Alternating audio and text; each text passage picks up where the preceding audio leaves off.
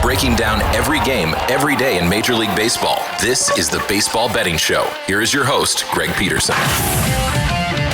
Hey, warmer for the low. Welcome to lovely Las Vegas for the Baseball Betting Show with myself, Greg Peterson, now part of the VSiN Family Podcast.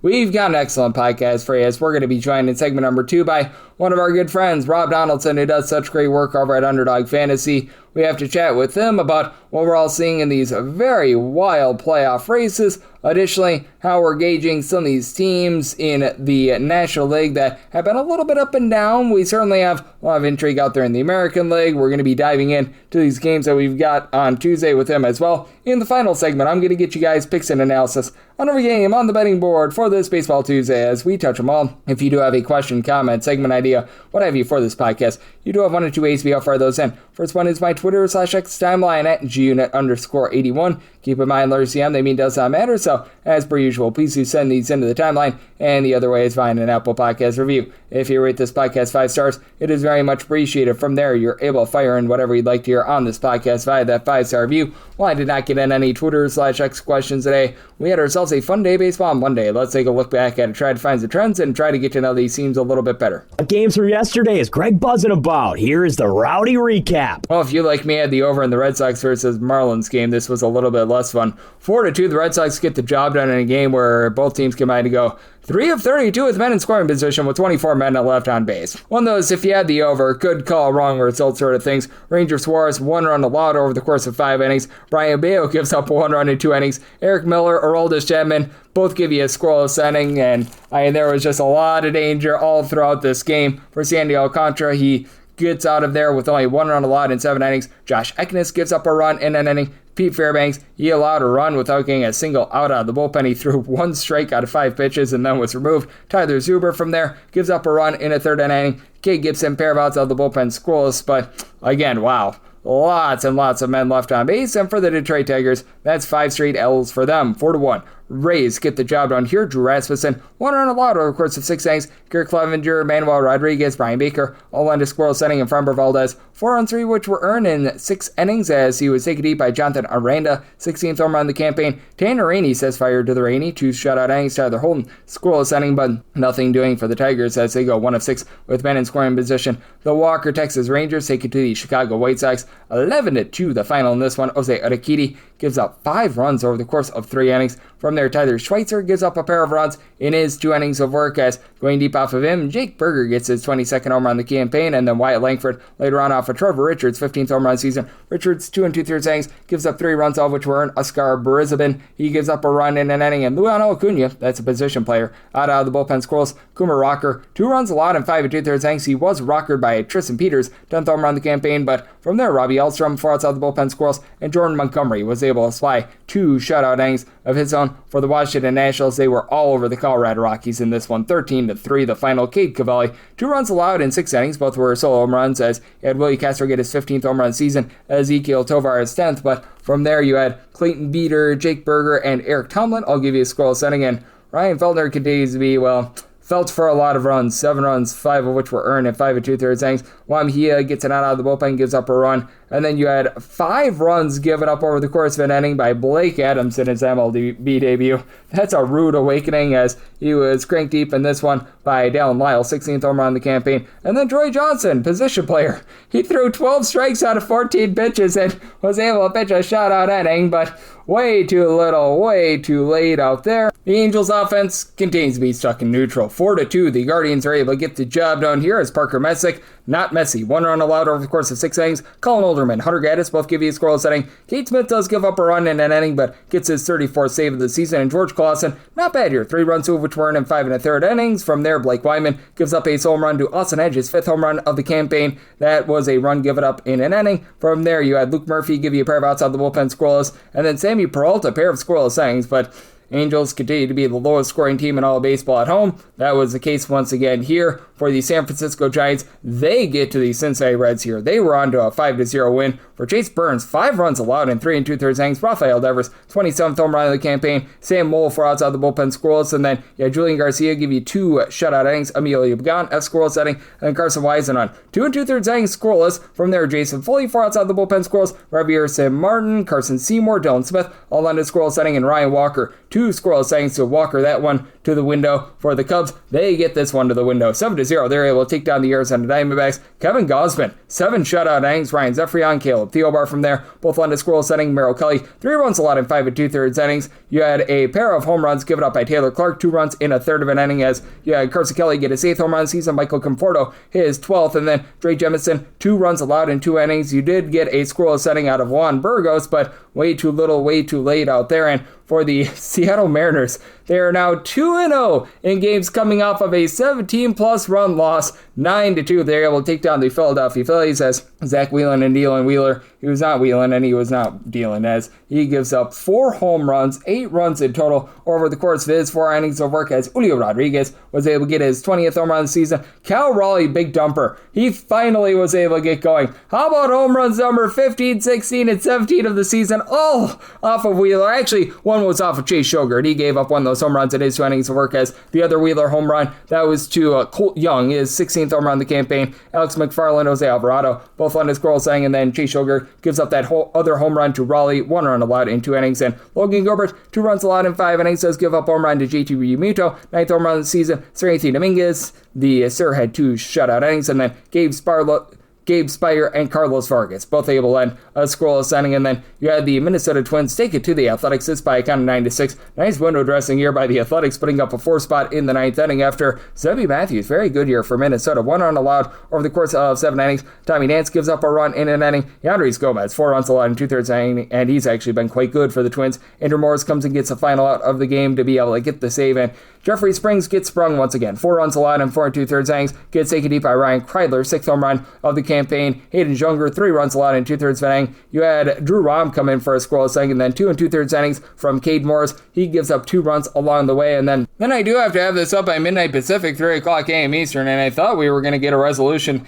in this Padres versus Pirates game, but right now it is 2-2 in the 12th inning, as Braxton Ashcraft, anything but a load of Ashcraft, 1 run allowed over the course of 6 innings. Gregory Soto, scoreless inning. Luke Weaver from there gives up a run in 2/3 inning, and from there the Pirates bullpen has been lights out. Mason Montgomery, 4 outs out of the bullpen, scoreless. Camilo Duvall got a bunt double play, scoreless inning in the 10th. Kirby Yates gets out of bases loaded with 1 out in the 11th, and on the flip side for the San Diego Padres, Robbie Ray, hip hip hooray to a solid start out of him. Esmeralda Valdez does take him deep for his 15th home run of the campaign, but gives up 2 runs in 5 1/3 innings. From there, Riley Rodriguez, pair outside of the bullpen, scoreless. Yuki Matsui, Kyle Hart, Mason Miller, all landed scoreless inning. Audrey Matahone, 2 shutout innings, and right now Jeremiah Estrada is on in the 12th inning to try to hold down the fort, so we'll see what happens in the AM there. If you're looking at trend-wise, what we're getting in Major League Baseball right now, the favorites have really been able to clean house recently overall for the season. They're up to 56.7%, 1,086 and 831 on the money line, but among those favorites, we've now seen 276 fail to cover the 1.5 run line. The under rate, that is about 51.15%, 941 overs,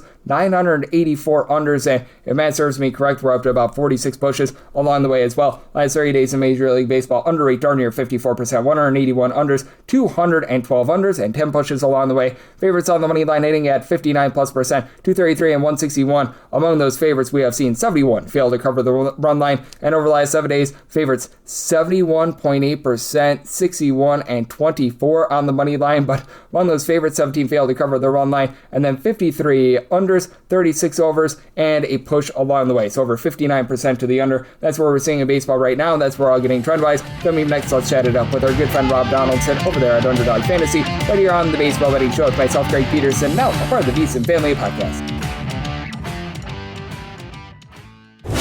Breaking down every game, every day in Major League Baseball. This is the Baseball Betting Show. Here is your host, Greg Peterson. And we're back here in lovely Las Vegas for the Baseball Betting Show with myself, Greg Peterson, now part of the VSiN Family Podcast. We've got ourselves a great guest aboard, as we've got Rob Donaldson joining me. He does such amazing work over at Underdog Fantasy, taking a look at so many different things. I know that he's getting set for the foosball season. He's doing an amazing job taking a look at baseball all throughout the season. I know that he's also dialed in with the 100 million billion things that we're seeing in college sports, with players going from the NFL back to college, with having these fifth-year guys in college basketball and court cases aplenty. So and it's been a labor of love for him. Rob, we always love having him aboard because we're able to follow him on the old Twitter/X at RobDFB, along with YouTube.com/Rob Donaldson, where he does such great work on all those fronts. And Rob, it's always a pleasure, my friend. Thank you. Yeah, thank you for having me on, Greg. It's always a great time breaking down baseball. And right now, this is when everything matters, right? Every single game, every single series, we're about to see September call-ups really play a big factor. And so if you aren't dialed in on the sport and everything that's happening around Major League Baseball right now, you're going to be way behind the times in just a week from today. So you got to kind of get clued in this time of year. Yep, you certainly do. And at the very least, we don't have to deal with court cases right now for baseball. That'll be during the off season. But that said, how do you take a look at these wild card races? Because I keep saying it on this show, and I will continue to say it. Man, the American League is oh so murky. I have no idea whatsoever what to make out of it right now. And it just feels like a big giant hodgepodge in general. You know, we've been talking about this week after week after week about the American League wild card race, and it remains kind of the same exact story, right? Every single time we talk about it, the teams may be interchanged. You know, sometimes it's the Tigers, sometimes it's the Mariners, sometimes it's the Orioles. Now it's the Guardians kind of occupying that last spot. The Rangers also have a share of that wild card as well, and my conclusion kind of remains the same.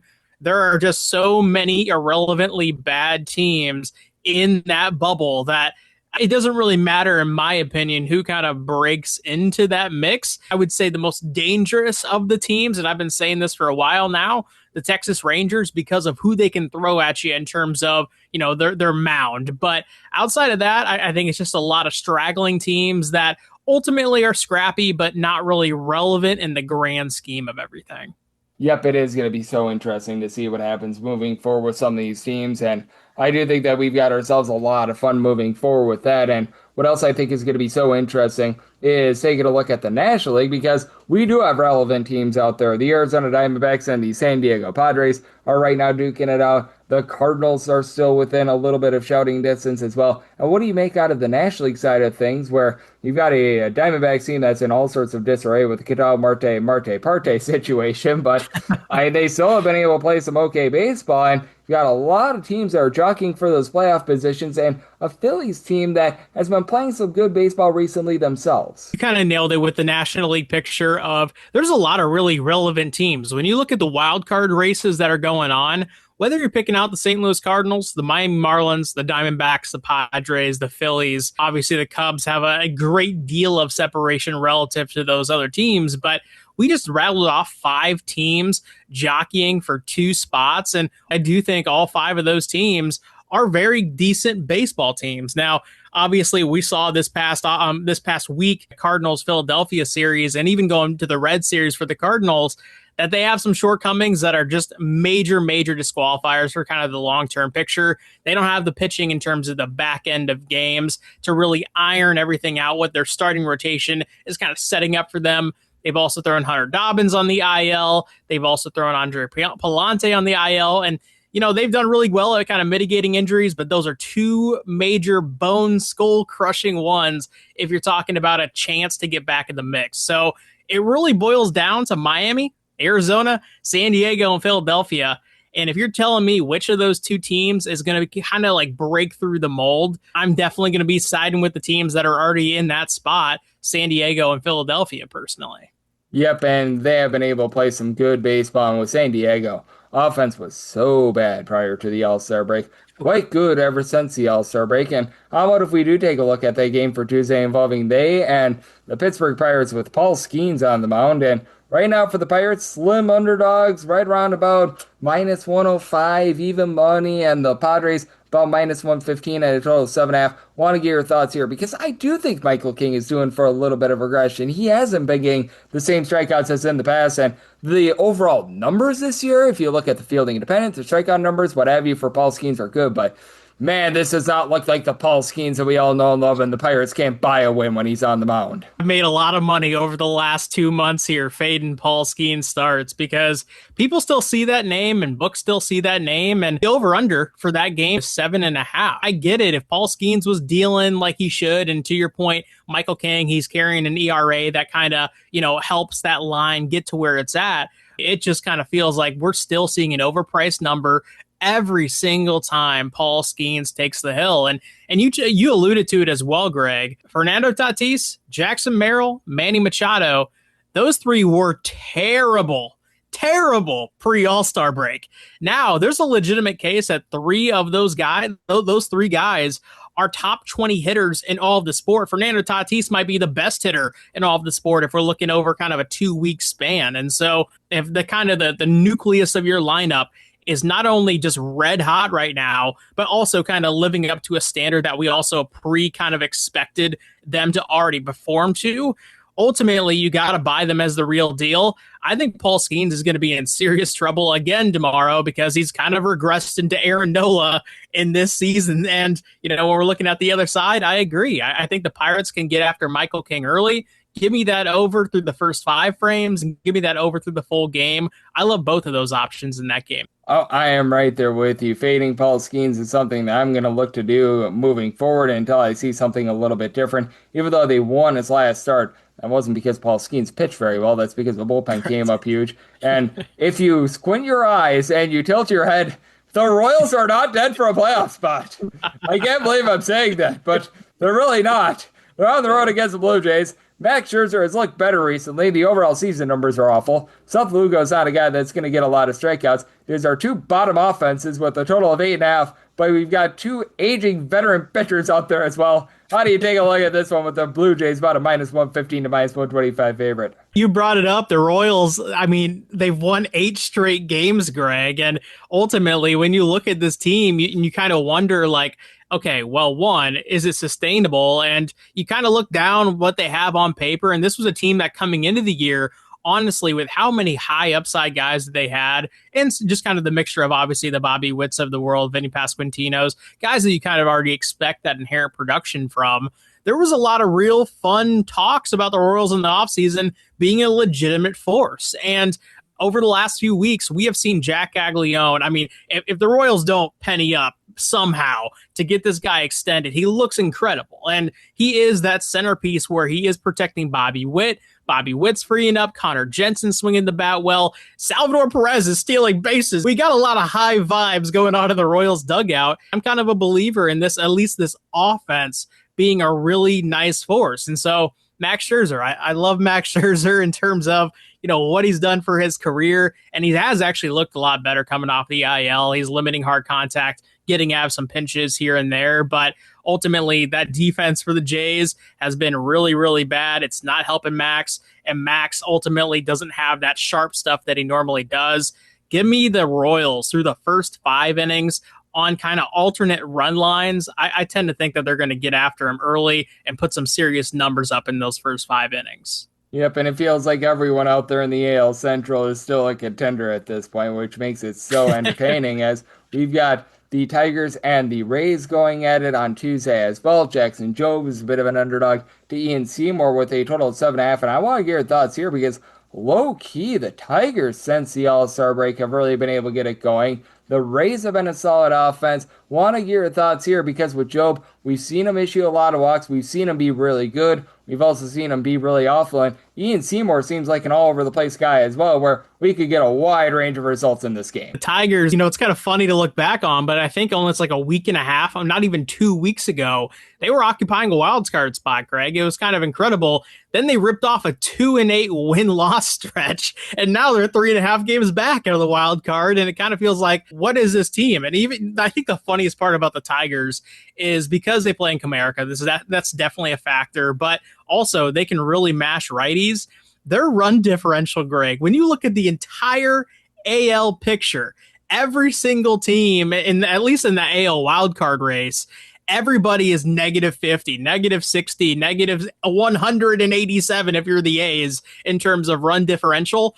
The Tigers are +73 and they're 61 and 69. You want to talk about the most volatile team in baseball. We're talking about it right now. And I do think the Tigers, because of that reason, present a lot of issues against lefties in particular. Ian Seymour, he has been a wild card. He's got the strikeout stuff. I do think the Tigers tend to struggle against a guy like this. And, Jackson Jobe on the other side, I really liked what we've seen with him coming off the IL. I was a little bit hesitant to back him early, but he's shown off some really good starts out the gate. So I'm actually going to take a shot here with the under through those first 5 innings, but ultimately it wouldn't surprise me if the Tigers just hung a 5 spot in the first inning because that's who they are. Yep. They'll either give you 7 runs in the first inning or 0 for the entire game. You just don't know what you're going to get there. And you were poking a little bit of fun at Aaron Nola before. We get Aaron Nola on Tuesday against a Seattle Mariners team that lost by 17-plus runs twice in their last 7 games. So nothing like some good, clean family fun there. And got a total of 7.5 to 8 here. George Kirby against Aaron Nola. How do you look at this game? Because Nola's overall season has been bad. Has been better recently, though, and for the Mariners, they're still alive for a playoff spot, but they can't keep losing by 17-plus runs.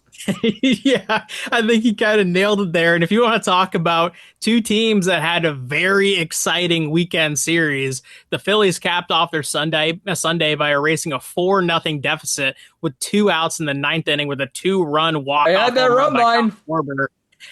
Amazing hit. I mean, you got to count your blessings, place a lotto ticket, do something after that. And the Mariners on the other side, they had a walk-off with Randy Arozarena where they did that, and then they lost by 17, to your point, 2 separate times. It kind of felt like within a 2-series span.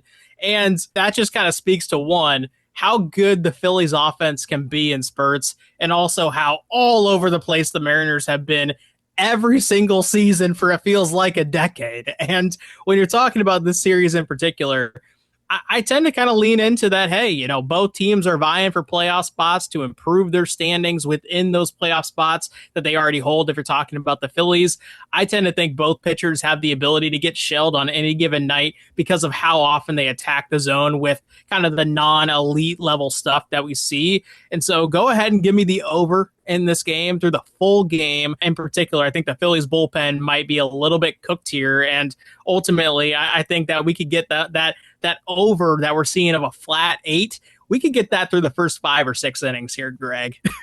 Yeah, I'm right there with you. And man, we've got ourselves just a eclectic board to say the least. And I'm going to take a shot here on the Mets. Zach Thornton is going for them. Not a lot of strikeouts, but goes up against a guy in Kyle Harrison who has not been himself when he has been on the road. It's been amazing at home. Total 7.5. I want to get your thoughts here. Maybe I'm a schmuck for doing it, but I think the Mets can play some spoiler here moving forward. Yeah, no, the Mets are playing some really inspiring baseball, and honestly, Carson Bench at this point is one of those guys that like is lingering in the NL Rookie of the Year talks, but not really, because it's been a JJ Weatherholt versus Sal Stewart thing all season long. But if you look at Carson Bench and the way that he's playing, he absolutely deserves some credibility. Heck, I even think that there's a viable chance that he could win the award outright. And that just kind of speaks to what this lineup has sort of morphed into with him is he's the nucleus. He's the energy. There's a lot of good, fun baseball being played in New York.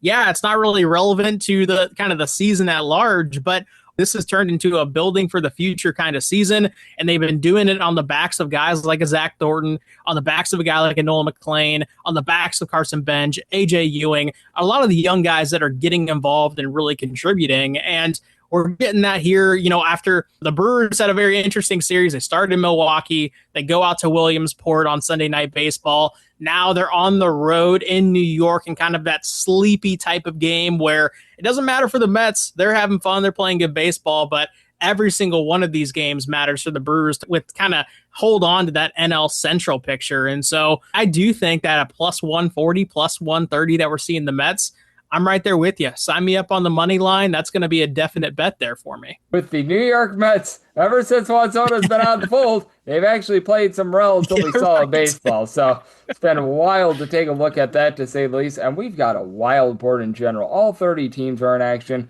We've got some good games, we've got some bad games, and we've got some games of indifference. Anything else that's really standing out to you? Yeah, I think you nailed it with the games of indifference. And I'll take you out to a game here between Chicago and Arizona. And what's really interesting about this game, and this is a player that I've been backing now for about 4 or 5 starts consecutively, and I've really enjoyed the results. Brandon Pfaadt. And when you go over the kind of that span of time, about 2 months, give or take, since he got the call back and since he got been the most profitable pitcher in baseball in that time span. Bingo. And when you look at his underlying numbers, it's not like, oh, he's just giving up hard line drives and they're landing in outfielders' gloves. No, he's not allowing any hard hits. He's got like a 1.7 ERA during that span. With like no strikeouts. With no strikeouts. It's like we're watching vintage baseball, Greg. There are some pitchers that this year that are kind of capturing that emotion of the pitch to contact era. Brandon Pfaadt, I think, has been one of my favorites to watch. Go ahead and give me the under through the full game, because on the other side, Clay Holmes is kind of doing a lot of the same. And we were talking about Ketel Marte not being in that lineup. The Diamondbacks have really, really suffered without him in the mix. And then PCA on the other side for the Cubs. He's been awesome all season, but he's kind of going through a rough patch right now. And so if two kind of primary nucleuses in the lineup are being subdued or just not playing at all, and you have two pitchers who are really kind of taking advantage of lowering that run total, I really like the under of 8.5 that's being thrown out there tomorrow. It's going to be so interesting because Clay Holmes is a pitcher contact guy as well, who's been honestly walking quite a few guys, but he finds a way to be able to get out of it. We've got ourselves a wild board here on Tuesday, and Rob, I know that you're doing a great job on the baseball front. You do an incredible job on college sports and so much more, so we'll have to give people at home know what's on tap for you and how people can follow along on social media and other platforms. Well, hey, Greg, it's always a great time to connect with you. And for those who are interested in college football content, we got week 0 coming up here at the end of this week. I'm going to have a YouTube video out that previews kind of my week 0 picks as well as some college football futures.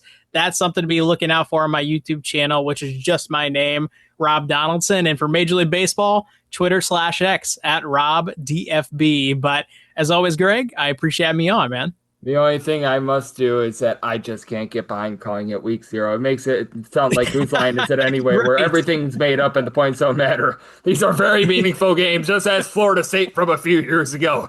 These are very meaningful games. Your bets will not cash. So it's not week 0 in my household. It is opening week of the college football season. But Rob is doing a great job with opening week of the college football season. He always does a great job, and every single time he joins me, lends amazing insight. So big thanks to Rob for joining me on the Baseball Betting Show, now part of the VSiN Family Podcast. And coming up next, it is that time of the podcast to give you picks and analysis on every game on the betting board for this Baseball Tuesday as we touch them all.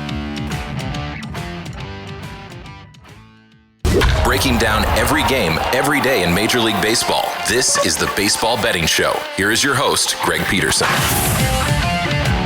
And we're back here in lovely Las Vegas for the Baseball Betting Show with myself, Greg Peterson, now part of the VSiN Family Podcast. It's always a pleasure to be joined by Rob Donaldson, who does such tremendous work over at Underdog Fantasy, the show/podcast Rob's Best Bets, and so much more. Every single time he joins me, lends such great insights. Did so once again today. So a big thanks to Rob for joining me in the last segment. Now it is that time of the podcast. I give you picks and analysis on every game on the betting board for this Baseball Tuesday as we touch them all. If a game is listed on the betting board, Greg has a side and a total on it, so it is time to touch them all. Do note that as per usual, any changes that are made to these plays will be listed up on my Twitter/X feed at @GUnit_81. We are going to be going in Las Vegas rotation order, where we go with the National League games first in time order, then the American League games in time order, and the Interleague games. Those are going to be at the bottom. That'll keep things all nice, neat, clean, and easy. So let's get her started. This is 901-902 on the card. It is the Colorado Rockies. They are going to be going up against the Washington Nationals. We do know that Andrew Alvarez is going to be getting the start for the Washington Nationals. This game is off the board because it looks like we are going to be getting the MLB debut of one Mr. Mason Adams for the Colorado Rockies, and I've got my handicap for this one. I did set the Nationals here at a -166, so -165 or better, looking at them, plus 167 or better, the Rockies, and then total of an 8.7, an 8.5 or less. I'm good being on the over, a 9 or higher to the under. Now for our man of mystery, Mason Adams, this is going to be his MLB debut, and he's been working his way through the AAA level for a little bit of time, spent some time with the Chicago White Sox organization as well, and I mean, legitimately some solid results over at AAA. I mean, he pitched for like 4 different teams this year, but 3.48 ERA, 9 strikeouts, 3.2 walks per 9 innings. Not a guy that's going to absolutely blow it by you or something like that, but man, with this Colorado Rockies team, you can use any sort of positivity whatsoever, and then For Andrew Alvarez, he has been very rock solid this year. A 3.60 ERA, but a lower 3.35 fielding dependent, only giving up a half home run per 9 innings, about 8.3 punch-outs per 9 innings, so he's been able to do a very rock solid job there. And you take a look at these two bullpens, you're going to need some like that of these starters because they are the worst two bullpens in terms of ERA in the National League. For the Washington Nationals, they've improved a little bit with guys coming off the injury list. Getting back Brad Lord as a long guy helps the team quite a bit. You've got Orlando Robalta, Clayton Beater, even Tom Cosgrove give you a sub-4 ERA, so there's a little bit of something there, but Jake Bird, Trevor Williams, these wash-up veterans have been awful. And then for the Colorado Rockies, Brendan Bernardino's been able to give you a sub-3 ERA, but Jay Nill, Juan Mejia, Jimmy Erga, Nick Frazo, these are all guys that are absolutely awful. And for the Rockies, they're currently without Hunter Goodman. That's their top home run hitter now. Somebody able to get 20-plus home runs out of Mickey Moniak, and there's plenty of guys that move the line, get on base. Trey Johnson, Jake McCarthy, TJ Romfield, these are all guys hitting at least at 280. You need a little bit more of these guys like Ezekiel Tovar and Connor Norby and company, but hey, there's a little bit of promise there. And for the Nationals, they get back C.J. Abrams, who's been able to supply at 355 on base, and he's up to 29 home runs. That's big. Dylan Cruz just continues to be a disappointment for this team, but Andre Shapiro's been moving the line, give you over a 340 on base. Keibert Ruiz is able to about a 280. Even something like Dan Lyles has been able to give you 15-plus home runs as well. With these bad bullpens, I do think that you're going to get some scoring here. So 8.5 or less, going to be on the over, 9 or higher, the under. Plus 120 or better, looking at the Nationals run line, money line, minus 165 or better, plus 167 or better. That would be putting me in on the Rockies. 903, 904 on the card. It is the Brewers. They're going to be on the road against the Mets as Zach Thornton goes for the Metropolitans. Kyle Harrison, he is on the bump here for the Milwaukee Brewers, and Brewers who find themselves as a very sizable favorite, minus 157 to minus 167, plus 136 or plus 147, that number on the Mets. The total is 7.5, over is minus 110 to a minus 120, under is between even a minus 110, and I said the Brewers here at only a minus 138. This plus 140 or greater number puts me in on the Mets on the money line. For Zach Thornton, I know that he's not necessarily a guy that's going to blow it by you or anything like that, but he's been solid in a small sample size here for the Mets. 304 ERA. Now the fielding independent is more around about a 410 because he's only getting about 6.4 strikeouts per 9 innings, but he gives up less than 3 walks per 9 innings, only about 0.7 home runs per 9. And then for Kyle Harrison, massive home runs, but overall for the season, good numbers. 284 ERA, 11.2 strikeouts per 9 innings, gives up 1.2 home runs per 9 with only about 2.4 walks per 9, but at home, 126 ERA, 0.6 home runs allowed per 9 innings, 501 ERA with nearly 2 home runs per 9 innings allowed away from home. And this is a Mets offense that enters into the series averaging just over 4.6 runs per game without Juan Soto. They're averaging just 4.05 runs per game in the games that they actually had him prior to him going down with an injury on July 25th. So they've been able to find a little bit of something. Now, are you going to have that one guy that really strikes fear into you? No, but Francisco Alvarez has been able to give you over a 330 on base. Carson Bench, 13-plus home runs. He's done a nice job hitting about a 275. Bo Bichette is all of a sudden give you a little bit of something as well. A.J. Ewan has been a guy that's been able to move line. Luis Robert actually had a few home runs over the weekend, though he's been a disappointment along with Marcus Semien. Got a lot of veterans that aren't doing much. But hey, Francisco Lindor, since coming off the injury list, has looked better as well. To have to have your trepidations with this Mets bullpen, I think has not been good all season long. That's not saying very much. They've actually had a few of the young guys like Jack Weisenberger and Nate Lavender be relatively solid in this bullpen, but Austin Warren is rocking north of a 4 ERA. Jeffrey Yon, he's jumping up every time he gets a strikeout, and that has been nipping him in the bud, to say the least. So you've got some issues there, and this is a Brewers team that does rank at the top 2 in the National League in terms of bullpen ERA. They are dealing with the injury to Abner Uribe, but Trevor McGill has been locked down. He's been able to give you a sub-3 ERA. Additionally, you've been able to get really good innings out of Grant Anderson, a sub-350 ERA out of the alternate Paul, Aaron Ashby, and for the Brewers, this team is actually last in the big leagues in terms of home runs out of per at-bat basis, but they just find a way to move the line. Right now, your main matcher is Jake Bauers, 23 bombs. He gives you a 382 on base. And then William Contreras, along Jackson Trio, they've been able to combine for 29 home runs. Both give you over 335 on base. Bryce Terang, 16 home runs, 350 on base. Andrew Vaughn, it's for a 300. Cooper Pratt, he's been able to give you about a 330 on base. So it's been a mix and match there. I do think they're going to get some run scoring in this game, especially with Harrison's home and roads, but it's like the over, so I tell it at 8.1. And on the Mets, plus 139 or better, made me a believer in their money line. 9-5, 9-6 on the card. The Dodgers are on the road against the Braves as Bryce Elder hopes to not be elderly for Atlanta. Meanwhile, Tyler Glasnow goes for the Dodgers. Dodgers are minus 142 to minus 155 favorites, between plus 120 to plus 139. That number on Atlanta, 8.5 is the total. The over is minus 105. The under is minus 115. if you're looking to lay run half with the Dodgers, mostly find that between about a plus 115 to a plus 120, and I'm in on that minus 142 money line. I set my price at a minus 143. Now, you do have to have trepidation with Tyler Glasnow making his first start since dinosaurs roamed the earth, so it's going to be a little bit of a process there, but still, I do think that he's going to be able to go out there and give you a relatively good start here. As for Glasnow, when he was actually out there in the month of April into early May, was posting up a 2.72 ERA. The stuff was certainly there for him with over 11 strikeouts per 9 innings, and he's made a few minor league rehab starts. I would have probably liked to have seen maybe a little bit more out of him, but still, in his 4 minor league rehab starts, a 1.32 ERA, he was only throwing a few innings apiece, 13 and 2/3 innings, but 13.2 strikeouts per 9 innings. That's certainly going to play in. He might not be able to give a lot of length, so that means that you're probably going to be staring at a bullpen of the Dodgers that has had Edgar Enriquez be able to give you a sub 350 ERA. You've been able to have these guys like Jack Dreyer, Alex Vesia, Tanner Scott step up, give you a sub 3 ERA, but now you've got Will Klein on the injury list. You've been dealing with the Blake Trinan injury for quite some time, and you just have had some ineffectiveness out of some of these other mix and match guys as well, and you've got Edwin Diaz out of the fold, which honestly might not be a bad thing. Meanwhile, for the Atlanta Braves, they have been a top 2 team in terms of bullpen ERA as well. DD Fuentes, along with the Dillons, Dylan Lee, Dylan Dodd, Racio Iglesias. I'll give you a sub 350 ERA. Victor Medeiros has been relatively solid for this bullpen as well, but still do have my issues with Bryce Elder. Honestly, he's lucky that he's not giving up more than about 1.3 to 1.4 home runs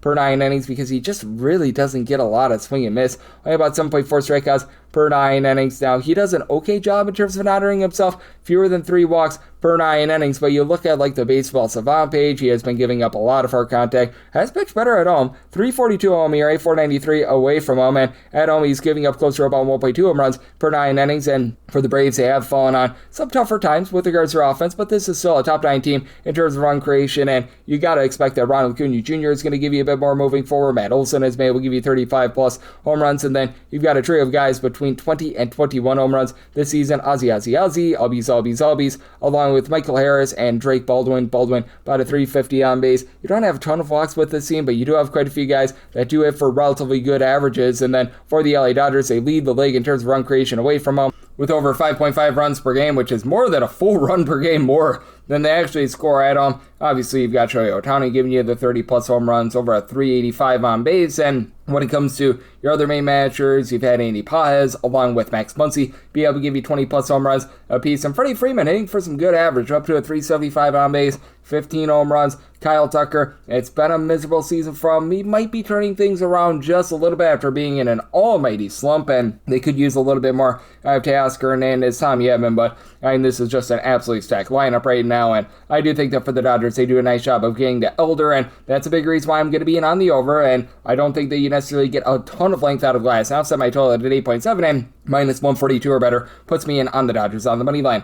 Down to 7.908 on the card. The Cubs are going to be on the road against the Diamondbacks. Brandon Pfaadt looks a battle here for Arizona. Clay Holmes goes for the Cubs. Cubs are between minus 105 to minus 118, minus 102 to minus 110 for Arizona, and seeing anywhere between 8 to 8.5 on the total. On the 8, overs minus 120, the under is even. On the 8.5, unders minus 120, over is even. I do like the over. I saw my total at 8.6. I think these two pitcher contact guys are going to be at a little bit more here. For Clay Holmes, about 6.6 strikeouts, 3 walks per 9 innings, while Brandon Pfaadt, and he's been the most profitable pitcher in all of baseball since June 30th. If you put $100 on the money line in all 10 of his starts, you're up well over $900. 178 ERA in that time span. He's only giving up more than 2 home runs in 1 out of those 10 starts. That was his most recent start against the Red Sox, and that might be a sign of things to come because he's only getting 5.7 strikeouts per 9 innings, but he's also been giving up less than half a home run per 9 innings in that time span as well. Clay Holmes, he himself giving up less than 0.75 home runs per 9 innings this season, so they have been masters of inducing soft contact, but you've also got 2 teams that since the All-Star break, they have been white hot with their offense. These have been 2 of the top 3 teams in terms of run creation in the National League since the All-Star break, as a matter of fact, and you would think that the Ketel Marte situation would be hurting the Arizona Diamondbacks. They've been scoring more without the Marte Parte rather than less. You've still been able to get Nolan Arenado along with Corbin Carroll going. They've been able to combine for 39 home runs. For Arenado, only hitting about a 240. For Carroll, more around about a 340 or so with that on base, but Gabriel Moreno, a 385 on base. They pick up Lars Nootbaar at the trade deadline, hasn't done anything in a Diamondbacks uniform yet. They need he and Max Kepler to be able to live up to what they've done in the past, but Guillermo Vargas continues at about a 260, and then Ryan Welchman at the bottom full. No power, but hitting about 275, and Cubs are now your number one run-scoring team in all of baseball with over 5.2 runs per game. Pico Armstrong, 33 bombs, 33 stolen bases, hitting for about a 380 on base, and then you have a lot of guys that they don't necessarily hit for the world's greatest average, but they give you power and they give you on base. Michael Busch, 16 home runs, 244 average, but over a 350 on base. Alex Bregman, 256 or so average, over a 340 on base. He's up to 19 home runs. Ian Happ, 218 average, 22 home runs. He's been able to give you over 325 on base, and with the Diamondbacks, I do have some faith in this bullpen. You've had a lot of guys be able to step up for this team as they're kicking the tires on Danis Santana, but DFAing Paul Sewell was the right move in my opinion. Juan Murillo, Jiro Carrillo, Brandon Garcia, Taylor Clark, guys like this have been able to give you a sub-325 ERA. The Cubs have actually done a solid job mixing and matching as well, despite the fact that Hobie Milner's on the injury list. They've been without Porter Hodge for the entirety of the season. These guys like Trent Thornton, Daniel Palencia, Jacob Webb, they've been able to give you a sub-350 ERA. I do think that you're going to be able to get some run scoring in this one, and I did favor the Cubs here just because I do think that they've got the more complete lineup. I did set them at a minus 111, so you're at the minus 105, minus 110, like the Cubs on the money line, and I'm in on the over, so I told it at 8.6, 909, 910 on the card. The Pirates are going to be on the road against the San Diego Padres as Michael King hopes to be the king for the Pods, and Paul Skeens for the Pittsburgh Pirates. Pirates are between even money to minus 105, between minus 112 to minus 120 for Slime Diego. 7.5 is the total. Under is minus 110 to a minus 120. Over is between even and minus 110. And with regards to this one, I'm going to be in on the Padres. I set them at a minus 124. For Michael King, I know that he's doing for a little bit of regression, and that's a big reason why I'm also going to be in on this total through the over as well. I did set my total here at a 7.9, but for Michael King, he's done a good job in terms of inducing soft contact once again, and this is a ballpark that really plays to that. He's been giving up 1.1 home runs, 3.5 walks per 9 innings, only about 7.7 strikeouts per 9 innings, 338 ERA compared to a 429 fielding dependent, but you'll look at what he's been able to do at home this season. That goes down to a 321, and he's giving up at home only about 1.1 home runs per 9 innings, depending upon your rounding, and then Paul Skeens, if you look at the overall season numbers, he should be doing for some positivity. The fielding dependent and the ERA just do not match up with one another. A 3.95 ERA, but a 3.01 fielding dependent. 11.1 strikeouts per 9 innings, giving up 0.9 home runs per 9, but he's out giving up 3+ runs in 4 out of his last 5 starts. He's given up 4+ walks in 3 out of his last 4 starts, 6 strikeouts or fewer in each out of his last 3 starts. The velocity has been down. They try to give him a little bit of extra rest. A lot of times, in my opinion, that doesn't work out for pitchers. It did not work out in his last start, and man, I do think that this is just a rough outlook in general for him. And then if you go to the bullpens, the San Diego Padres have the better bullpen. Obviously, Mason Miller has been one of the best closers in all of baseball, but Bradley Rodriguez, Wandy Peralta, Yuki Matsui, Adrian Morejon, these are all guys give you a sub-340 ERA. Jeremiah Stroud is now off the injury list. They've still been dealing with the injury to Jason Adam, but overall, I have quite a bit of faith in that bullpen. And Pirates have been better ever since the All-Star break with their bullpen. You bring in Kirby Yates along with Luke Weaver. These are a pair of guys that can hold down the fort with a sub-345 ERA. Gregory Soto's been a little bit cheeky, though. Yohan Ramirez is a pretty good long guy for this team, but for the Padres, they've also been absolutely lighting it up with their offense since the All-Star break. 3rd in the National League in terms of run creation since the break, as you got Fernando Tatis Jr. with 12 home runs since the All-Star break. He had 5 before then. Manny Machado still not hitting for average, but 24 home runs. Ty France has been hitting above 300 since the All-Star break, along Jackson Merrill, combined 39 home runs. These two guys, now Gavin Sheets, Xander Bogaerts really not moving the line, but even Luis Campusano at the catcher spot when he's been out there has been solid. Flip side for the Pirates, getting back O'Neill Cruz is big. Pair of home runs in the last week since he's come off the injury list. It seems like you're getting a little bit of regression of Esmeralda Valdez and Rafael Flores Jr., the young guys, but they've been able to move line. They've been able to give you some power. Nick Gonzalez is hitting above 300 along Jake Magnum, but Magnum's been out of the lineup the last few days, something to monitor, but in the end, I do think that Michael King going to experience a little bit of regression, but I just still can't back Paul Skeens. Pirates are 4-13 in his last 17 starts. And on the Padres money line, set it at a minus 124. I like the over, so my total at a 7.9. 9-11, 9-12 on the card. It's the Reds. Yes, we're on to Cincinnati. They're under the road against the Giants, as Adrian Don't Call Him Doogie Howser is on the bump for the Giants. And you've got Mr. Brady Singer open to have the Giants singing the blues. Relative pick'em game here for the Giants. They're anywhere between minus 110 to a minus 115, between even money to minus 110. It's a number on Cincinnati. 8 is the total, over and under both at minus 110. And I actually like the under here, semi-total at 7.7. Have a pair of guys that maybe aren't lighting it up with regards to their strikeout numbers, but I do think that Brady Singer is rounding in a much better form. It was an absolutely miserable start to the season for him, and he did give up a 4 spot in his last start. He has now given up 3+ runs in each out of his last 5, but he's also given up 3 runs or fewer in now 11 out of his last 14 starts. 4.72 ERA, 5.16 fielding dependent, 1.7 home runs per 9 innings. That's not necessarily great, but it's not as if Brady Singer is going to be at a big disadvantage because he's on the road here or anything like that. He has been a guy that, when he's been away from home, has been giving up as many home runs per 9 innings as he has at home, although the ERA does go up quite a bit. And Adrian Hauser has actually been really good for this Giants team ever since they demoted him from the starting rotation. They're now going to give him another shot at it, but 0 or 1 runs allowed in each out of his last 5 appearances. 4 of those appearances were at least 4 2/3 innings, and overall for the season, 4.08 ERA, a 4.59 fielding dependent. Not a guy that's, again, going to light up the radar gun about 6.1 strikeouts per 9 innings. He's been giving up 1.3 home runs per 9 innings, but it's just been a big giant epiphany for a guy that really, it looked like was having a career renaissance last season. And if you look at things ever since the beginning of the month of June, so this will give you a little bit of a bigger sample size, he's posting up a 2.44 ERA, albeit with a 3.94 fielding dependent. Does go up against a Red team that actually entered in the series number 1 in the National League in terms of home runs ever since the All-Star break. You do have Eugenio Suarez hitting for no average whatsoever, but hey, guy has been able to now give you like 18 home runs. And then Ellie De La Cruz, JJ Bleday, cousin Sal Stewart, all these 21 home runs apiece. Sal Stewart is giving you about a 335 on base. De La Cruz closer at 350 on base with all those stolen bases. The bottom of the lineup with the likes of TJ McFriedel, Matt McClain, Cabrian Hayes. They have been albatrosses to say the least, but so you've been able to get some good production on the top of that lineup. And then for the San Francisco Giants, Rafael Devers up to 26 home runs this season. Lone guy in the starting lineup yesterday with over 10 home runs. Jungle Lee has been with about a 290, but Willie Adames, he's right now dealing with a little bit of ailment. Bryce Eldridge, he's right now on the bereavement list, so you just feel for him there. Drew Gilbert has been a little bit less than impressive, but I mean, they have been able to mix and match and find a way to be able to generate a little bit of offense. And this is a Reds bullpen that currently is in the bottom 6 in the big leagues in terms of ERA. They get back Tony Santillan, but he, Pierce Johnson, Sam Moll, all above a 4 ERA. Don't really have a lot of faith here in Emilio Pagan. And then on the other end, you've been able to get some good production here out of the Giants bullpen with regards to the main guys. The ancillary guys are absolutely awful, though, like Revier, Sam Martin, Carson Seymour. They're posting up a 5+ ERA, and now they have JT Brubaker on the injury list. That is rough. He and Keaton Wynn were really good for the team because now you've got Sam Antidges, Dylan Smith. These two guys have been able to give you a sub 3.45 ERA. Trent Harris has been a little bit better recently, had a very shaky start at the big league level, but this is a circumstance where I do think that you're going to be able to have Hauser do a nice job holding down the fort with the Giants a little bit, shall we say, breadth of offense with all the injuries. I do like the under semi-total 7.7.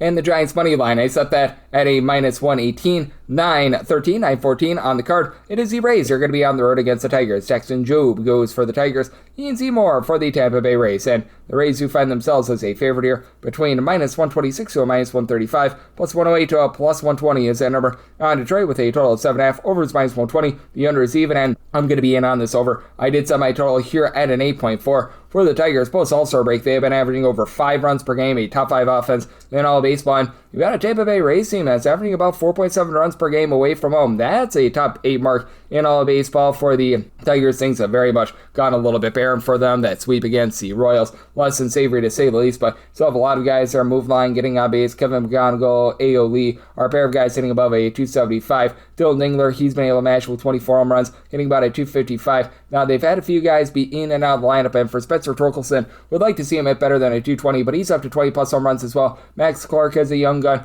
has been able to do a nice job move the line as well, and with getting back these guys like Labor Torres and company, they've been able to push out some of these guys like Zach McKinstry, Matt Vierling, these dead bats, James Ellman that they've had towards the beginning part of the season. Meanwhile, for the Tampa Bay Rays, you've got a trio of guys that give you at least a 360 on base. Junior Caminero, over 33 home runs, 365 on base. Yandy Diaz, he's been able to give you about 19 bombs, 375 on base. Jonathan Randa, closer to 360 on base. Goes EPS rate for his 16th home run season. Jorge Mateo has been able to give you a little bit of something, but still not a lot of on base. But do have the likes of Johnny DeLuca, Nick Fortes, hitting about a 265. Chandler Simpson hitting above a 300. Then Liam Hicks has been a nice trade deadline acquisition to shore up the catcher spot. Now, what we've seen out of the Detroit Tigers has been bullpen madness recently. You've got a bunch that, since the beginning of the month of June, has been a top 7 team in terms of bullpen area. Had a shaky series out there against the Kansas City Royals, but still, You got these guys like Tyler Holton, Jacob Waguespack, Kyle Finnegan. They've all been able to give you a sub-350 ERA, so these guys have done a nice job holding it down. Even Drew Summers has been able to come up big. And for the Tampa Bay Rays, they themselves are very much improved with their bullpen. Got good length out of Drew Rasmussen yesterday. Now Garrett Clevenger has been a little bit of an issue, but they used him up yesterday. The likes of Brian Baker, Cam Boozer, Kevin Kelly. These are guys give you a sub-350 ERA. They should be getting Manuel Rodriguez back sooner rather than later. I've always liked him as well. And when it comes to Ian Seymour, the swing and miss stuff is there, but is also giving up a lot of hard contact. He's been giving up in that neighborhood of 1.6 home runs per 9 innings, getting 10.9 strikeouts per 9 innings, but 4.17 ERA, closer to a 4.03 fielding dependent for Jackson Jobe. The walks were a big issue for him last year. He's given up 5 walks per 9 innings. Small sample size here. He's made less than 5 starts, 4.50 ERA, 7.1 strikeouts, 3.2 walks per 9 innings. So I do think they're going to get some runs, but I do trust in that back half of the Tigers bullpen to get you home. Plus 115 or better in on the Tigers money line. I like the over. I set my total and an 8.4. 915, 916 on the card. The Astros are going to be on the road against the Yankees as Will Warren goes for the Yankees, and Ethan Pecco is going to be on the bump for the Astros. Astros are an underdog here, anywhere between plus 120 to a plus 130, minus 140 to minus 149 is your number on the Yankees. And total on this game, it is a 9. The under is minus 115. The over is minus 105. For the Yankees, minus 140 to minus 149 is that number, plus 120 to plus 130 with Houston. And I'm going to be in on the Yankees. I set this at a minus 162. For Will Warren, a little bit of an up and down season, posting up about a 4.43 ERA, 3.2 walks, 1.4 home runs allowed per 9 innings, but 20 out of his 25 appearances this season, 3 earned runs or fewer allowed. So, I mean, he's been relatively stable. He's been done in by a few blow-up spots, but overall, you sort of know what you're going to get out of him, and you just need 5 solid innings out of him to be able to get to a bullpen that has been numero dos in all baseball in terms of bullpen ERA. You've had so many guys like Brent Edrick, Paul Blackburn, Fernando Cruz, David Benar. I'll be able to give you a sub-3 ERA. Now you're getting back in the fold a guy that I really like in Yuri De Los Santos as well. And on the other end, for the Astros, this has been a much improved bullpen ever since Josh Hader has been back in the fold since June 1st. They've been a top 7 team in terms of bullpen ERA. Steven Okert has been able to give you a sub-3 ERA. Bennett Sosa, he's starting to regress. He's seen his ERA go well above a 4, but Brian Abreu, after an awful start to the season, has been good. You've got Kai Wei Tang as a solid long guy as well. And when it comes to the starter and Pecco, this is going to be his second career start. First time out, gives up 2 runs in 3 2/3 innings against the Angels. At the minor league level for the Sugar Land Space Cowboys, 4.91-ish ERA. He was getting just a hair below 9 strikeouts per 9 innings. Really didn't give up the deep ball, but at the same time, too, you do have to have some trepidations with what he's going to be able to give you at the big league level. Not a guy that necessarily knocks my socks off, and I want to talk about not knocking my socks off. New York Yankees, last 49 games, they're averaging about 3.5 runs per contest. Luis Garcia should be able to do a little bit of good for this team. He's up to 25 plus home runs this season between his time with the Yankees and the Nationals. You got Jazz Chisholm, who's giving you less than a 300 on base, but he and Trent Grisham both at 18 home runs apiece. Ben Rice continues to give you 345 on base, but as the season has went along, has regressed more and more. These guys like Paul Goldschmidt, Ryan McMahon, the aging veterans, have been less than tremendous, and it is an Astros team that's quite top-heavy because Yordan Alvarez has been the best hitter in the American League this year. 36 home runs, 435 on base, and now they do have back a guy that I really like in Jeremy Pena. He's been able to move the line, give you about a 340 on base, 14 home runs. You've also got 17 home runs apiece out of Cam Smith and Isaac Paredes, but with regards to Smith, Taylor Trammell, when he was out there, Jake Myers, I think that they DFA'd him or sent him down to the minors or something. They currently injured Bryce Matthews, Zach Cole, Zach DeZenzo, Lamont Wade Jr. All these outfielders are hitting a 225 or lower. And then you've got Yunier Diaz, who hits a 253, but just a 280 on base, so not really doing a great job in terms of finding a way on base. I do think that as a result, you are going to be able to get a little bit of a lower scoring game here, so I told it at 8.8. I like the under, and I like the Yankees with that bullpen to get the job done. Set them at a minus 162 on the money line. 917, 918 on the card. The Royals are going to be on the road against the Blue Jays. And Max Scherzer goes for the Jays. Seth Lugo for the Royals. Royals are finding themselves as a slim underdog here. Going to be catching them between even money to plus 110. Meanwhile, minus 115 to minus 125 for the Blue Jays. 8.5 is a total over and under anywhere between minus 105 to a minus 115. And I set the Royals at a plus 151. Max Scherzer has been actually quite a bit better recently. 2 earned runs of fear allowed in 4 of his last 5 starts.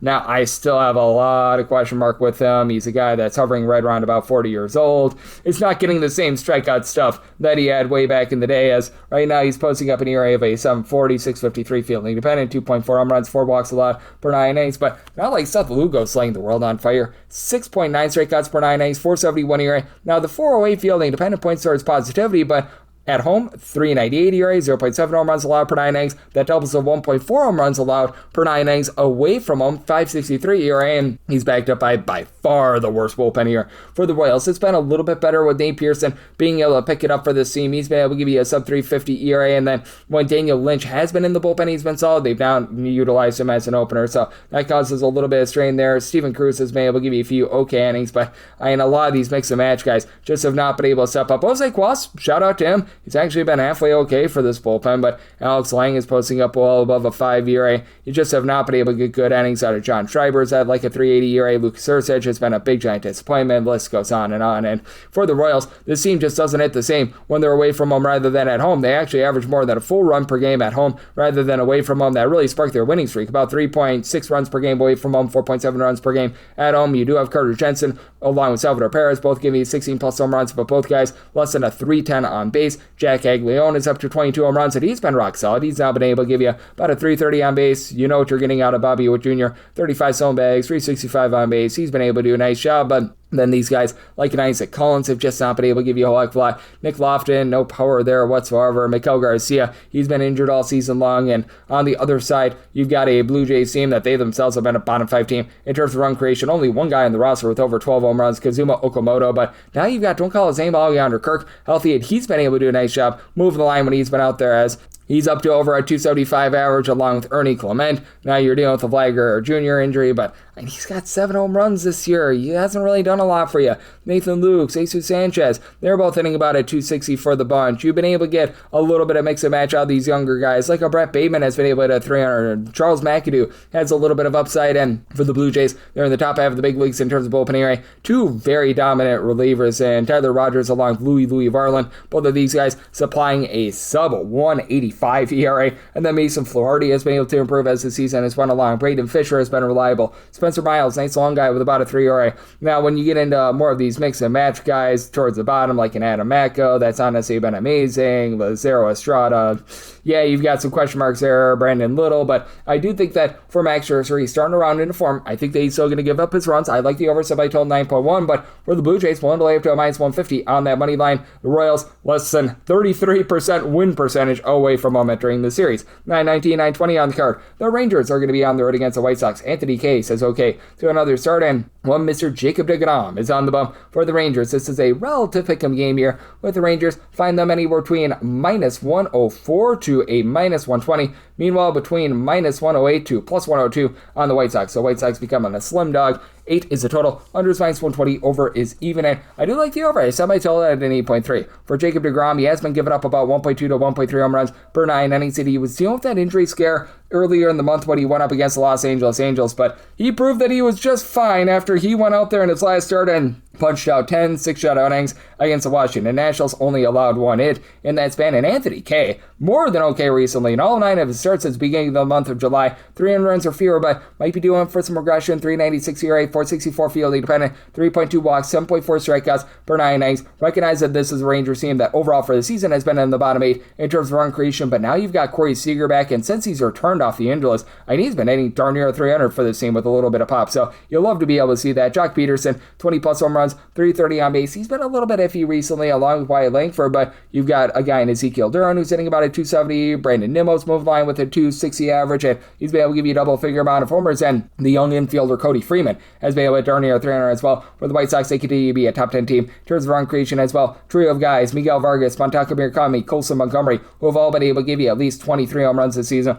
For Montgomery, only about a 290 on base, but Murakami and Vargas, they've been able to both give you about a 360 on base, albeit Murakami's only hitting like a 225, but still, Chase Meadroth, 340 on base, Sam Antonacci, 360 on base, and for the White Sox, this has been a top 8 team in terms of opening ERA ever since July 1st. Got these guys like Sean Newcomb, who's been utilized a little bit as an opener, Brian Hudson, Grant Taylor, Oscar Brisbane, I'll give you a sub 325 ERA. Even Jordan Hicks is down to like a 325 ERA as well, and for the Rangers, a pair of guys in Jacob Junis, Jacob Latz, will be able to give you a sub 3 ERA. We're starting to see Tyler Alexander post up more around about a 350 ERA It's been a rough season for Cole Winn, well above a 5 ERA. Robbie Alstrom, these are guys that are not necessarily trustworthy, though I do like Chase Silseth in that bullpen, but I just think that Jacob deGrom goes out there and dominates. I'm willing to take the Rangers on the money line set at minus 125. I like the over, so my total at an 8.3. 921, 922 on the card. The Guardians are going to be on the road against the Angels as Valdeña is on the bump for the Angels and Gavin Williams goes for the Guardians. Guardians do find themselves as a pretty good size favorite here. Going to be laying with them between minus 130 to a minus 144. Meanwhile, between plus 110 to plus 123 is that number on the Angels. 7.5 is the total. Over is minus 110 to a minus 115. Under is between minus 105 to a minus 110. And I'm actually going to take an over in an Angels game. Semi-total at 7.7. Now for the Guardians overall this season, this has not been a savory offense to say the least. They're still a bottom 6 team in terms of run creation, but picking up Nathaniel Lowe, picking up Joe Adell, that's been able to give this team a little bit of a spark. Now you actually have home run hitters, as nobody else on the roster has more than 15 home runs thus far this season. Jose Ramirez has just had a little bit of a season to forget. Even getting him back in the fold, though, helps his team out a little bit. And Steven Kwan, since the All-Star break, well above a 400 on base. You look at the team, what they've been able to do here in the month of August entering into the series, and they've been averaging more than 4.5 runs per game, with Adell hitting 4 home runs ever since they acquired him at the trade deadline. Have Chase Delauder has been able to give you over a 350 on base. Anel Genoa, he's been able to do a nice job. Move the line as well, and even Petey Halpin has now been able to give you a little bit more as well. For the Guardians, they also have the better bullpen in this case. Now for the Angels, you've actually had a team that's been in the upper half of the big leagues in terms of bullpen ERA really since the beginning of the month of June, but Sammy Natera, Sam Bachman being on the fold, that hurts them. They're getting back Ben Joyce, and I do like him. He's an absolute fireballer. And then you've been able to have some of these guys like Jose for me and be a nice mix and match guy, but when you're relying upon Michael Fulmer, that's a place where you don't want to be. Meanwhile, you've had Cade Smith for the Cleveland Guardians be a dominant closer, sub 250 ERA. Now, Matt Festa, not a guy that I necessarily trust in a ton, but it's down to about a 380 ERA. Tim Aaron, Hunter Gaddis, they're hovering right around about a 330 to a 340 ERA, but Eric Zabrowski rounding into form. And then Gavin Williams, strikeouters, 11.7 strikeouts per 9 innings. The trepidation that you've got is that he's not as good when he's away from home. 327 home ERA compared to about a 425 ERA away from home. Away from home, he has been giving up about 1.5 home runs per 9 innings. Now, he does benefit from the fact that he's facing off against an Angels bunch that they're dead last in the big leagues in terms of scoring at home, less than 3.8 runs per game at home. Zach Neto, 22 home runs. He's been able to give you about a 325 on base. Mike Trout hitting for just a 240, but still give you like a 380 on base, 20 home runs. Lone 2 guys in the lineup yesterday with more than 7 home runs. Jose Siri moves line hitting about a 260. Wade Meckler has been able to as well, but he's been a little bit in and out of the fold. Denzar Guzman and these other young guys just not really stepping up. And for Walber Urena, I just have a big fear that the walks issue is going to come back to bite him, because for Walber Urena, he's actually been one of the bright spots for the Angels thus far. Right now, he's rocking a 280 ERA, but the fielding depends at 374. Doesn't hurt himself, 0.6 home runs per 9 innings, so he's not giving up the deep ball, but 4.7 walks per 9 innings. That could lead to a early exit, so I'm going to be willing to lay with the Guardians at that minus 139. I'd like the over. Somebody told 7.7, 923, 924 on the card. The Twins are going to be on the road against the Athletics as Gage Jump is on the bump for the Athletics. Taj Cole and Bone Bradley is on the bump for the Twins, and Twins do find themselves, unsurprisingly, here as a favorite. Going to be getting them between minus 145 to a minus 155, between plus 126 to a plus 135. That number on the Athletics, 9.5 is the total. The over is minus 110 to a minus 115. Under is minus 105 to a minus 110. Set the Twins at a minus 138. So we're going to be waiting to see what happens with regards to these money line prices, as I do need a little bit more plus money to be able to take a shot here. I'm actually seeing a plus 140 now on the Athletics. That is my buy point on Gage Jump. Now, for Gage Jump, he does have some very demonstrative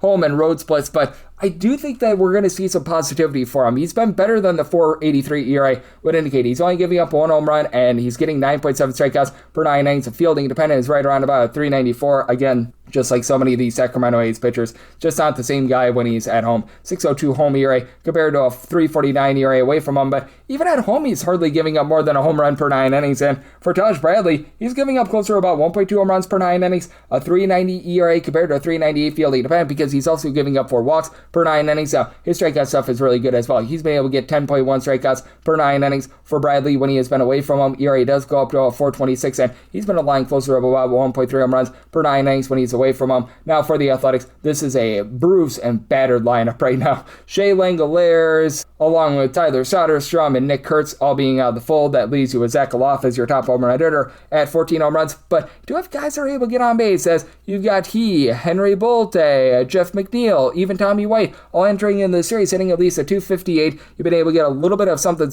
out of some of these mix and match guys towards the bottom of the fold, like Carlos Cortez and Donovan Walton, sitting about a 285. Meanwhile, for the Twins, Byron Buxton overall for the season has 25 home runs, but he has been on the injured list twice, and you just take a look at what he's been able to do ever since he's come off the injured list in his last 42 at-bats, hitting a 0.95, so he just has not been himself. Meanwhile, you do have a guy with 21 home runs, and Cody Clemens, who's been solid there. Brooks Lee is up to 20 home runs. Both of these guys hitting less than a 250 and really don't draw a lot of walks. Lucas Shaw, though, he's been able to give you about a 360 on base. Ryan Jeffers is up to about a 375 on base. Trevor Larnach, when he's been out there, has been able to move the line. To the crowd, the Twins have been a top 10 team in terms of bullpen ERA since July 1st. The trade deadline acquisitions of AJ Minter and Jeff Hoffman have helped out. Yandris Gomez in a Twins uniform, sub-3 ERA, and for the Athletics, since July 1st, they've got a bullpen ERA right around about a 7. They seem to be figuring it out a little bit more, though. Luis Medina, Scott Blewett, a sub-4 ERA, and Blewett, a sub-3 ERA. Hogan Harris has not been too bad. Elvis Alvarado has been a little bit more respectable. I do think that you're going to get runs in this game. That's just been the Sacramento ballpark. So I told 9.8, like the over, but plus 139 or better, seeing a plus 140 out there in on that Athletics money line.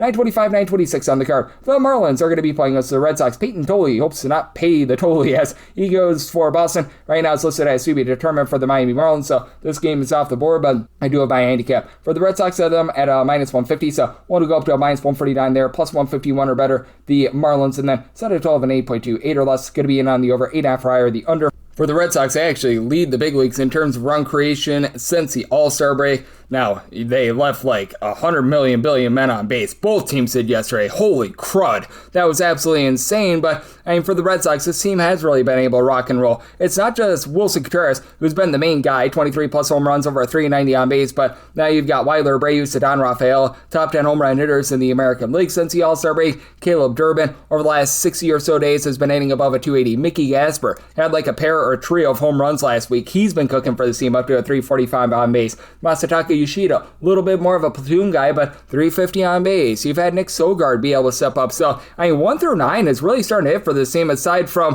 whenever you've got Jaron Duran out there. And for the Red Sox, they are number 1 in the big leagues in terms of bullpen ERA as well. The Garrett Woodlock injury does hurt them, but Tron Guerrero, Giovanni Morin, Eric Miller, Aroldis Chapman, so many guys who are giving you a sub-325 ERA, and Peyton Tolley just has flat out been great for the team. 308 ERA, fielding dependent, relatively in line with that, giving up less than a home run per 9 innings, about 2.5 walks per 9 innings, in that neighborhood, about 9.9, 10 strikeouts per 9 innings, and has actually been far better away from home rather than at home. 364 home ERA, road ERA of a 252 with about 0.7 home runs allowed per 9 innings, and this should be Tyler Phillips going for the Marlins. They've utilized him more in like a 1/2 inning role, so I do think that this is going to be like a mix and match or dink and dunk sort of game for the Miami Marlins, and that's not necessarily a place where you want to be. Since July 1st, they have posted up a bullpen ERA of a 5 that was going into yesterday. That's a bottom 5 mark in all of baseball, and if you do get Phillips here in some forward capacity, which he should be able to pitch, how many innings he's going to pitch, nobody has any idea, but he's been significantly better at home rather than away from home, but his overall due in for regression,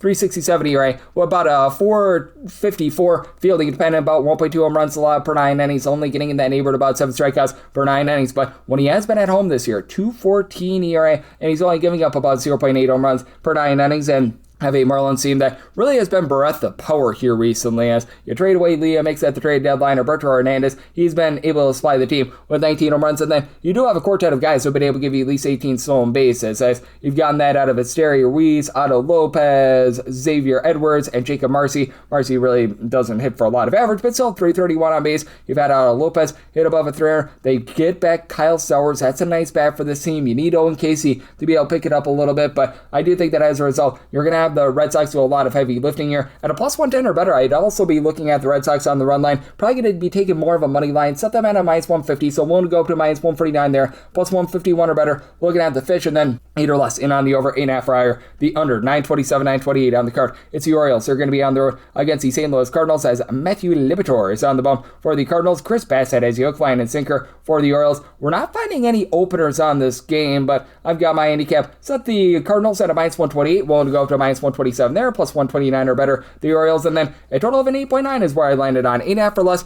in on the over, 9 or higher to the under. Now, for the Cardinals, they've got some of the most dramatic home and road splits with their offense in all of baseball. Fourth in the league in run creation away from home with over 5.1 runs per game, 3.8 runs per game at home. That is last in the National League. I just don't know how you get that split, but for the Cardinals, still do have Jordan Walker, who's been able to give you over 22 home runs. He's been able to hit darn near a 280, and you do have someone like Devon Herrera who's able to give you a 350 on base. J.J. Weatherholt, Alec Burleson, both in that neighborhood, and for Burleson, he's now up to 20-plus home runs. Now, you need a little bit more from the bottom of the fold. These guys like Pedro Paez, Jamie Crooks, you've got a few mix-and-match guys that are just not doing a whole lot for you. Jose Fermin, throw him in there as well, but the top guys have certainly been able to step up. Now, you do have to have some trepidations with the Cardinals. They're in the bottom half of the big leagues. In terms of bullpen area, we saw what happened with Riley O'Brien on Sunday, giving up the 6th spot in the 9th inning. Prior to that, have been pretty solid. Caleb Ferguson rocking about a 4 ERA. Ryan Stanek has seen his ERA go well above a 4 along George Soriano, though. Justin Brule, Gordon Gassefo, these have been solid guys. Don't have any faith here whatsoever in Luis Castillo, but for the Orioles, it's been a little bit of an up and down lineup as well, in which you don't have a lot of guys that give you a great on base. Pete Alonso, he's been rock solid. He's been able to give this team about a 360 on base with 30 home runs, and then you do have power. Samuel Basayo, Kobe Mayo, Lon Gunnar Anderson, all between 17 and 20 home runs apiece. None of these guys give you above a 301 on base, though. And then you got Leo Tavares, who's hitting about a 225. Jackson Holiday starting to regress quite a bit. He's down to about a 321 on base. Jeremiah Jackson, less than a 300 on base. As a matter of fact, less than a 260 on base. Tyler O'Neill, he's been hitting like a 210, so you're going to need a little bit more there. Have the walloping power, but you don't have a lot outside that. But I will say for the Baltimore Orioles, they've actually been able to do a good job in terms of holding their own with the bullpen since July 1st. They're actually a top 5 team in terms of bullpen rate, even though you do trade away Tyler Wells at the trade deadline. You've been able to have some nice mixing and matching. Your main two guys have been Uncle Rico Garcia and Yanier Cano, don't you know? These guys have been able to give you a sub 325 ERA, but Cam Sanders about a 360 ERA with the Orioles. Overall for the season, the bullpen ERA for Andrew Kittredge is a 343, but it's been much better here down the stretch. You've had Josh Walker be pretty solid in this bullpen. They're doing it all without Ryan Helsley, by the way, and for the Cardinals, Matthew Liberatore has been a little bit of a liability, and really both of these starters have been less than impressive to say the least. Chris Bassett, he has seen a massive dip with his swing and miss stuff. He's down to only about 6 strikeouts per 9 innings, and the walks were a big issue for him towards the beginning part of the season. About 3.5 walks per 9 innings. He's keeping the ball in the yard, though, giving up 0.9 home runs per 9 innings, so 459 fielding independent, 508 ERA. Spent a lot of time on the injury list. This is just his 3rd start since really June 3rd, so you do have to have some question marks there. Meanwhile, for Matthew Liberatore, just has not been a good season. His command has been way down. 504 ERA, fielding independent, more around about a 445, as he's up to about 3.2 walks per 9 innings, highest since 2023. Getting 9 strikeouts per 9 innings, which is a career high, but also a home run and a half per 9 innings. So minus 127 or better in on the Cardinals, plus 129 or better the Orioles. In half or less in on the over 9 or higher the under. Wrap things up with 929, 930. The Phillies are going to be on the road against the Mariners as George Kirby goes for the Mariners. Aaron Nola hopes to be super for the Phillies. Phillies do find themselves as a slim underdog here, as you're going to be getting them between even money to plus 105, minus 115 to a minus 120 for Seattle. 7.5 to 8 is the total on the 7.5, overs minus 120, the unders even on the 8, unders minus 120, and the overs even. And I'm going to take the over. I did set my total at a 7.8, and to the credit of Aaron Nola, he has been significantly better recently, as he has now given up 3 earned runs or fewer in each out of his last 5 starts. That said, he's still given up 3 walks, 2 home runs per 9 innings, 5.12 ERA, 4.92 fielding independent. And George Kirby, he has been able to do a nice job in terms of keeping things out in front of him. He never really gives up a lot of walks, 1.1 home runs, 2.1 walks per 9 innings, but career low 7.5 strikeouts per 9 innings, 4.18 ERA, better 3.76 fielding independent, and he, much like many Mariners pitchers, has some big home and road splits. 3.40 ERA at home, 5.19 ERA when he's away from home. It is a Phillies team that is in the bottom 3 in the National League in terms of run creation away from home, but they have been much better ever since the break themselves. As for this Philadelphia Phillies unit, you've obviously got Kyle Schwarber giving Schwarbombs with 39 home runs. He's been able to give you about a 360 or so on base. Bryce Harper, he's up to a 360 plus on base, actually closer to 375, 26 home runs. Then you've got Luis Arias, who still find it hilarious that he's hitting cleanup at 8. He's been hitting above a 300 for the team. And then all of a sudden, these guys like Trey Turner, Alec Bohm, Bryson Stott hitting between a 245 to 260. For Turner, he's up to 17 home runs. For Bohm, he's been much better recently. Justin Crawford is giving you something out there in the outfield. Brandon Marsh continues to be consistent. That's big. And the Mariners are getting a nice surge out of Randy Arozarena. Julio Rodriguez, Sam Canzone, 19 to 20 home runs apiece, and Arozarena about a 370 on base. Brendan Donovan and lands back on the injury list with a concussion. He just has not been able to stay healthy, and that's been killing this offense because Cal Raleigh, he's taking a big dump. 14 home runs and over 340 at-bats with a .159 average. That's just awful. Weston Wilson and these guys at the bottom fold not doing too much. Cole Young, 15 home runs, hitting about a 250. That's respectable. down. Taylor Ward, not as much power as he had with the Angels. He is still giving you a relatively okay on base, though, so that'll help out a little bit, but both of these bullpens really not producing a lot of production. Yohan Duran has been absolutely tremendous for the Philadelphia Phillies, and Jonathan Bolin, sub 3.25 ERA. I like the pickup of Brooks Raley, but Caleb Killian now lands on the injury list. These guys like Chase Shoger, Tim Meza, mixed match guys have been awful, and Jose Alvarado, ever since the drug suspension, he has been bad. Going into this series, the Phillies since July 1st, 26th in bullpen ERA with a 4.87, and the Mariners, well, 5.95 bullpen ERA since July 1st. We're seeing Edward Bizardo start to go down the toilet bowl a little bit more, along with Jose Ferrer. His ERA is above a 3.50. They're clearly missing Matt Brash along with Cooper Criswell. Now, Andres Munoz has been able to pick it up here recently, but I do think that you're going to be able to get some runs in this game, so with setting my total at 7.8, I'd rather have a 7.5 to the over rather than an 8 to the under, and I'm going to be in on the Mariners money line. Did set them at a minus 134, and that'll wrap things up for the Tuesday edition of the Baseball Betting Show, now part of the VSiN Family Podcast. If you do like hearing from this fine podcast, Baseball Betting Show, you're able to subscribe wherever your podcast, Apple Podcasts, Google Play, Spotify, Stitcher, and TuneIn. If you have a question, comment, segment idea, what have you for this podcast, you do have one or two ways to be able to those in. First one is my Twitter/X timeline at @GUnit_81. Keep in mind, LRCM, maybe does not matter, so as per usual, please do send these into the timeline. And the other way, that is find an Apple Podcast review. If you rate this podcast 5 stars, it is very much appreciated. From there, you're able to fire in whatever you'd like to hear on this podcast via that 5-star review. I'm with you guys every single day, giving you guys picks and analysis on every single game, every single day. So I'll be back with you guys once again tomorrow. Thank you.